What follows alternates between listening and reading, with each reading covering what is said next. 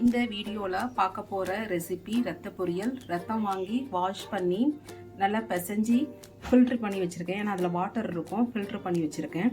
தாளிப்புக்கு பெருஞ்சீரகம், கடலைப்பருப்பு, கடுகு, எண்ணெய், பச்சை மிளகாய் ஒரு 3, ஒரு பெரிய வெங்காயம், கொத்தமல்லி, தேங்காய் துருவல், ஒரு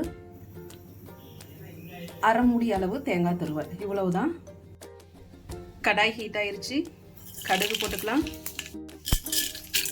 கடலைப்பருப்பு, பெருஞ்சீரகம், வெங்காயம், பச்சை மிளகாய் போட்டுக்கலாம்.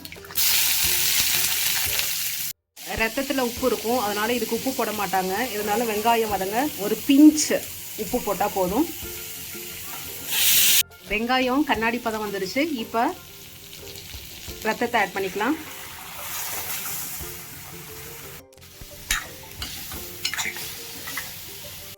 இந்த ரத்தத்தில் ஹை அமௌண்ட் ஆஃப் ஐரன் இருக்குது. So iron deficiency anaemia people எடுத்துக்கலாம்.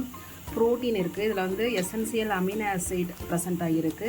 விட்டமின் B12, பொட்டாசியம் இதெல்லாம் ப்ரெசென்ட் ஆகிருக்கு.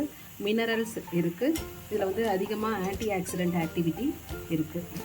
இப்போ இந்த தேங்காய் பூவை ஆட் பண்ணிக்கலாம்.